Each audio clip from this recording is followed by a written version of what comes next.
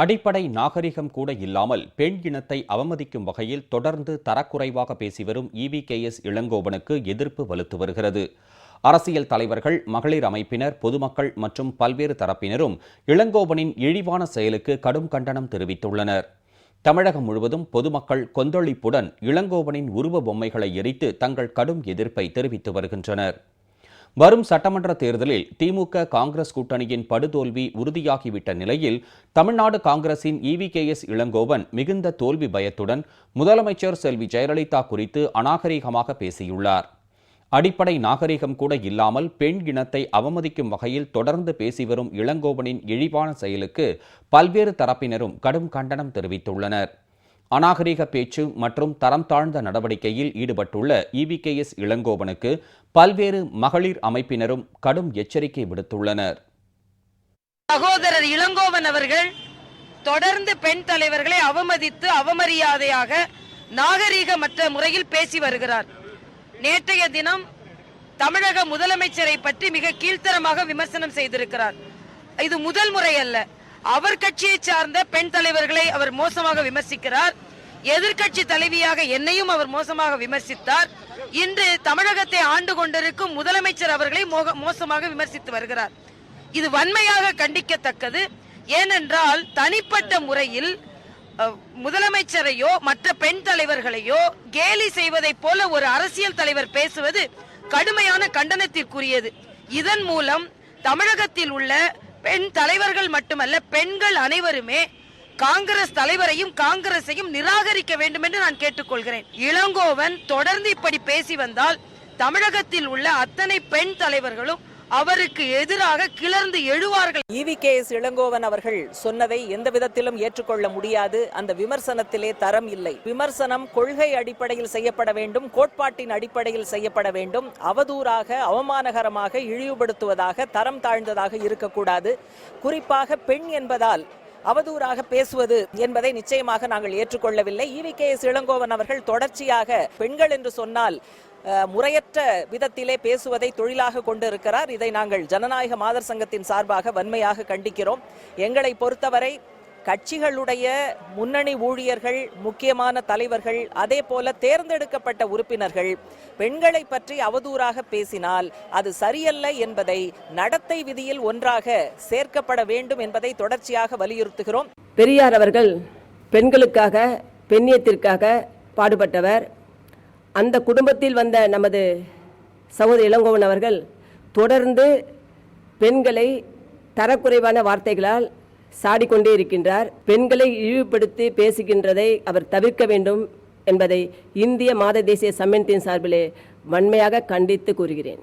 மரியாதைக்குரிய முதலமைச்சர் பெண்களுக்காகவும் குழந்தைகளுடைய வளர்ச்சிக்காகவும் பெண் கல்வி மற்றும் மாணவர்களுக்காக இன்னும் எத்தனையோ விவசாயிகளுக்காக எவ்வளோ ஒரு முன்னேற்றத்தை கொண்டு வந்துட்டு இருக்காங்க. கொலைகார காங்கிரஸ் கட்சியில் இருந்துகிட்டு இந்த EVKS இளங்கோவன் அநாகரிகமான ஒரு செயல்பாடுல மற்ற கட்சி தலைவர்கள் ஈடுபடுறதை நாங்கள் வன்மையாக கண்டிக்கிறோம். இந்த மாதிரியான விமர்சனங்களை அவர் இதோட நிறுத்திக்கணும். இதுக்கு மேலேயும் அவர் இப்படியே செஞ்சுட்டு வந்தாருன்னா கண்டிப்பாக பெண்கள் சார்பாக அவர் மிக கடுமையான கண்டனமாக நாங்கள் தெரிவிக்கிறோம். இளங்கோவனுக்கு எப்பொழுதுமே நாகரிகம் என்பது தெரியாது. அதிலும் குறிப்பாக பெண்களை எப்படி மதிக்க வேண்டும் என்கிற முறை அவருக்கு தெரியாது. தொடர்ந்து இதே போல பெண்களை அநாகரிகமான முறையிலே மேடைகளில் பேசி வருவது என்பதை அவர் வாடிக்கையாக வைத்திருக்கிறார். காங்கிரஸ் கட்சியிலே இருக்கிற பெண்களே காங்கிரஸ் கட்சியினுடைய தலைவர் இளங்கோவனை ஏற்றுக்கொள்ளாத போது தமிழ்நாட்டிலே இருக்கிற வாக்காளர் பெருங்குடி மக்கள் காங்கிரஸ் கட்சியை எப்படி ஏற்றுக்கொள்ளப் போகிறார்கள்? நாகரிகமற்ற பேச்சை ஒரு காங்கிரஸ் கட்சியினுடைய தலைவர் என்று சொல்லிக் கொண்டிருக்கிற இளங்கோவன் செய்து கொண்டிருப்பது மிகவும் கண்டிக்கத்தக்க செயல். புரட்சித் தலைவி அம்மா அவர்கள் சிங்கம்.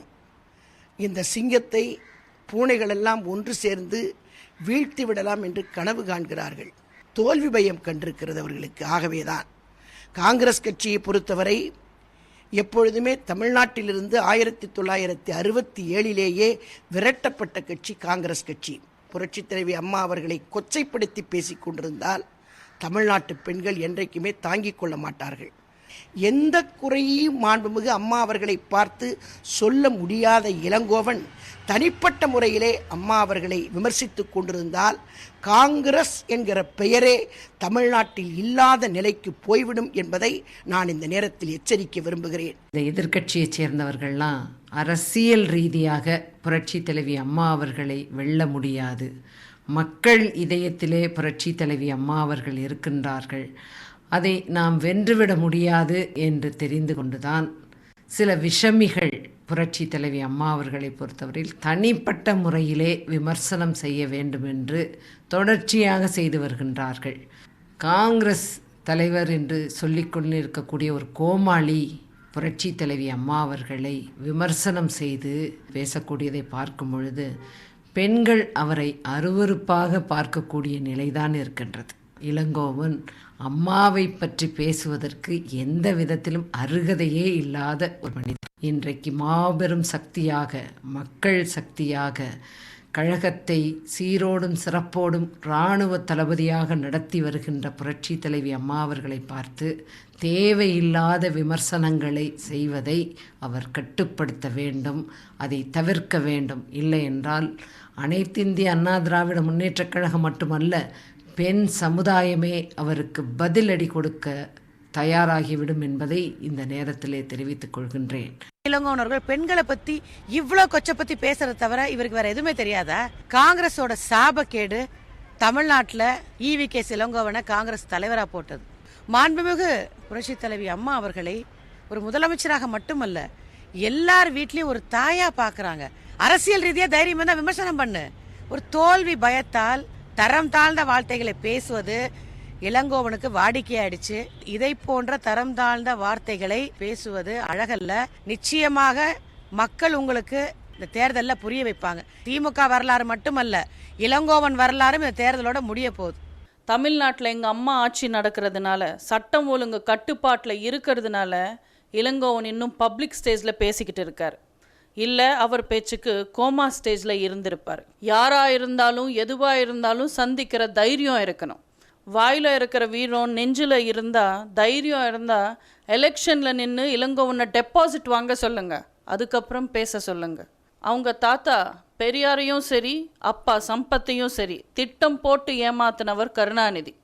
அந்த கருணாநிதி கூட சேர்ந்துக்கிட்டு திட்டம் போட்டு தமிழ்நாட்டு மக்களை ஏமாற்றணும்னு நினச்சி இஷ்டத்துக்கு பேசிக்கிட்டு இருக்காங்க. அவங்கெல்லாம் இப்போ வேணுமுன்னா தேர்தலில் நிற்கலாம், தேர்தல் முடிஞ்ச உடனே தெருவில் நிற்பாங்க.